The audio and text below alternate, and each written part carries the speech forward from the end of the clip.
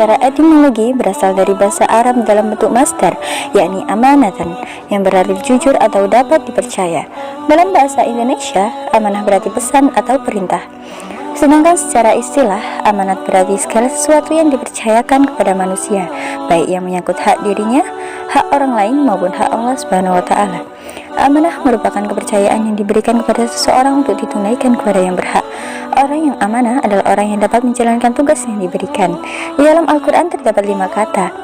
Pertama, yakni dalam surat Al-Ahzab ayat 72. Allah Subhanahu wa taala berfirman, "Sesungguhnya kami telah mengemukakan amanat kepada langit, bumi, dan gunung-gunung.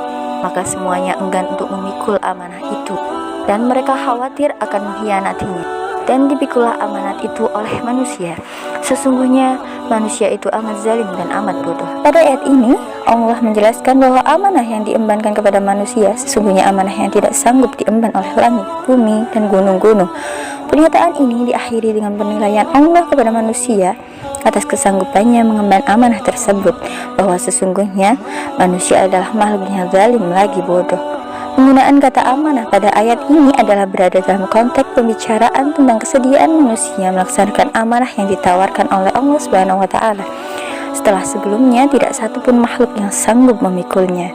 Yang kedua, dalam Quran surat Al-Baqarah ayat 283, yaitu amanah sebagai hutang atau janji yang harus ditunaikan. A'udzubillahi minasyaitonirrajim. Bismillahirrahmanirrahim.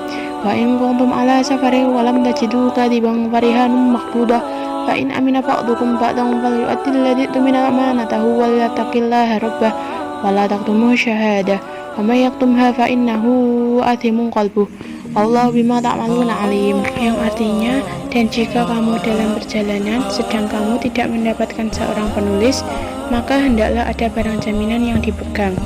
Tetapi jika sebagian kamu mempercayai sebagian yang lain, hendaklah yang dipercaya itu menunaikan amanatnya, dan hendaklah dia bertakwa kepada Allah Tuhannya, dan janganlah kamu menyembunyikan kesaksian, karena barang siapa menyembunyikannya, sungguh hatinya kotor atau berdosa. Allah mengetahui apa yang kamu kerjakan. Yang ketiga, Quran Surat An-Nisa ayat 58, yaitu amanah sebagai tugas yang harus disampaikan pada yang berhak. Qala Allah Ta'ala, Bismillahirrahmanirrahim, Innallaha ya'murukum an tu'addu amanati ila ahliha wa idha hakamtum bainan nasi an tahkumu bil adl. Innallaha ni'ma ya'idukum bi innallaha kana sami'an basyira. Quran Surat An-Nisa ayat 58. Sesungguhnya Allah Subhanahu wa taala menyuruh kamu menyampaikan amanat kepada yang berhak menerimanya, dan menyuruh kamu apabila menetapkan hukum di antara manusia supaya kamu menetapkan dengan adil. Sesungguhnya Allah memberi pengajaran yang sebaik-baiknya. Sesungguhnya Allah adalah Maha mendengar lagi Maha melihat. Kata al-amanat bentuk jamak digunakan oleh Al-Quran antara lain dalam konteks pembicaraan tentang perintah Allah agar manusia menunaikan amanah kepada pemiliknya. Menurut Al-Tabari, bahwa ayat ini ditujukan kepada para pemimpin atau penguasa agar mereka menunaikan hak-hak umat Islam, seperti menyelesaikan perkara rakyat yang diserahkan kepada mereka untuk ditangani dengan baik dan adil. Muhammad Quraish Shihab menjelaskan bahwa al-amanat dimaksudkan berkaitan dengan banyak hal, salah satu diantaranya adalah perlakuan adil. 4, yakni pada Quran Surat Al-Anfal ayat 27, yaitu tentang menjaga amanah.